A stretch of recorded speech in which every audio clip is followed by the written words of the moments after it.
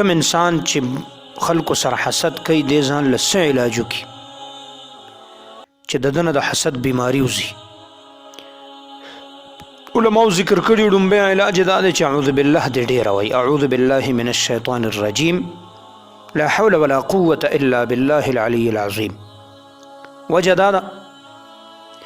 چې دا حسد د شیطان په لمس او وسوسې سره انسان کوي او دا د شیطان عمل دی. نو د الله په ذات عالیه دی د شیطان نه پناهي وغواړي، انشاءالله د حسد بیماری به دنه لرې شي. دویم دا دی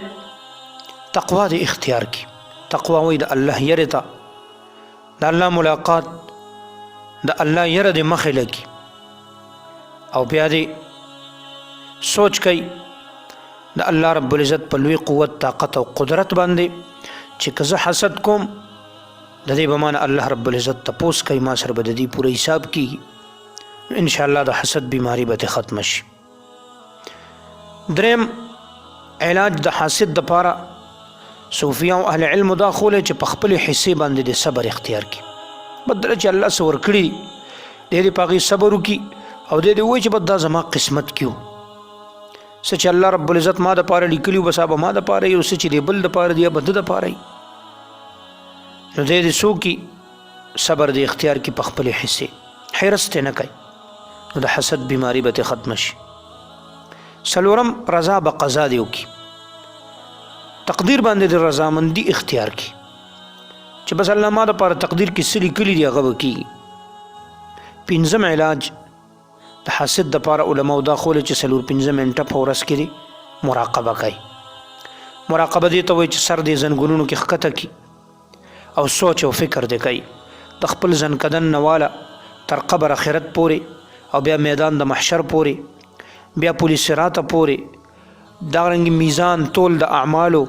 د عملنامو تقسیم او د هغې ملاوېدل په ښي او ګس لاس، د محشر ټوله نقشه د هغې باره کې سوچ او فکر دې کوي چې زما زنکدن شروع شي ما سره به څه کېږي، قبر ته لاړ شم څه به کېږي، قبر نه چې پورته کېږم میدان د محشر کې به څه کېږي، هلته به څنګه حساب کتاب کېږي، عملنامې به راته په کوم لاس ملاوېږي. په دې ترتیب د سوچ او فکر کوي، انشاءالله د حسد بیماری به د ده نه ختمه شي. او شپږم عملی علاج اشرف علي تانوي رحمه الله ښودلی دی. هغه له خپل شاګرد او مرید راغی وی صاحب زه حسد ډېر زیات کوم، ما ته داسې څه علاج وښایې چې ما نه د حسد بیماري وځي. تانوي رحمت الله علیه ورته وفرمیل چې چا سره ستا زیات حسدي د هغه متعلق د نفس خلاف کار کوه، چې نفس درته وایي د هغه غیبت وکړه تی صفت کوه، چې نفس درته وایي دې سړي سره بد وکړه ته ورسره ښه کوه، چې نفس درته وایي واده خادي پکې راغلی ده یا غم پې راغلی دی مه ورځه ورله ته وله ورځه، چې نفس درته وایي غم پې تېر شوی تسلی له مه ورځه تسلی له ورځه، چې نفس درته وایي خادي پې تېره شوې مبارکۍ له مه ورځه ته ورځه. دارنګې که په لاره کوڅه کې مخې له درغې نفس درته وایي مه ملاوېږه ورسره، سلام ورسره مه کوه، ته ملاوېږه سلام کلام ورسره کوه.